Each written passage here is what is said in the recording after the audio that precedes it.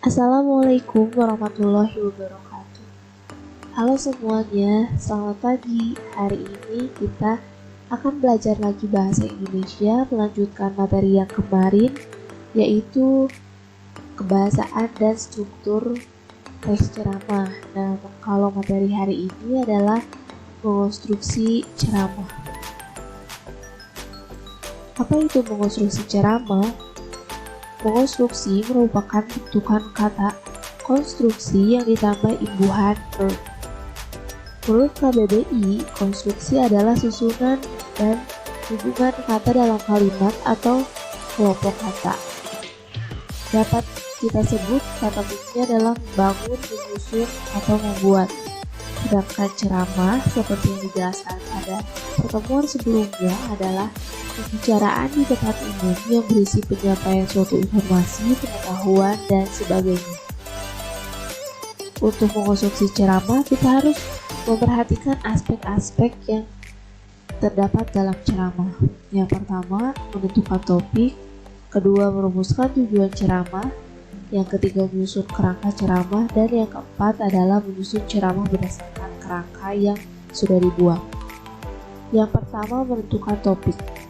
Beberapa topik yang dapat dijadikan bahan ceramah diantaranya adalah pengalaman pribadi, hobi dan keterampilan, pengalaman dalam pekerjaan, pelajaran sekolah atau kuliah, pendapat pribadi, peristiwa hangat dan pembicaraan publik, masalah keagamaan, problem pribadi, biografi tokoh terkenal, dan minat halayak.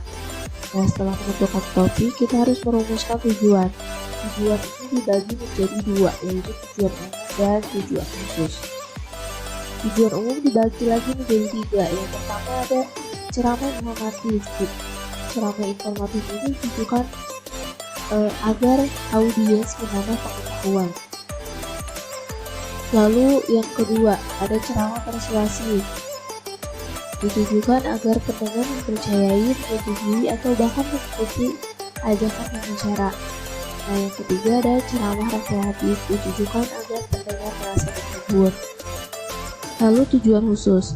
Tujuan khusus ialah tujuan yang merupakan rincian dari tujuan umum. Nah, contohnya adalah misalnya kita mengangkat topik tentang keragaman budaya daerah. Tujuan umumnya adalah informatif, yaitu agar pendengar menambah pengetahuan. Lalu, tujuan khususnya adalah agar pendengar mengetahui bahwa setiap daerah memiliki budaya yang khas, dan dalam budaya daerah terdapat nilai-nilai kehidupan yang bisa kita petik.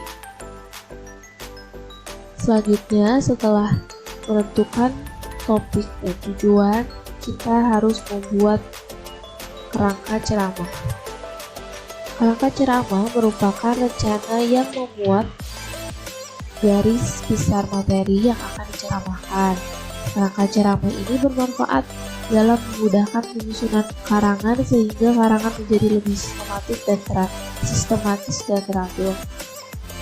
Nah, kerangka ini juga membantu kita agar tidak ada pengulangan pembahasan, serta membantu pengumpulan data dan sumber-sumber yang diperlukan. Kerangka ceramah yang baik juga memiliki ciri-ciri sebagai berikut. Yang pertama, ceramah meliputi 3 bagian pokok, yaitu pengantar, isi, dan penutup, seperti yang sudah dibahas pada pertemuan sebelumnya. Lalu kedua, maksud dari ceramah diungkapkan dengan jelas. Yang ketiga, setiap bagian dalam kerangka ceramah hanya memiliki satu gagasan. Yang keempat, bagian-bagian dalam kerangka ceramah harus tersusun secara logis. Nah, setelah menyusun kerangka, kita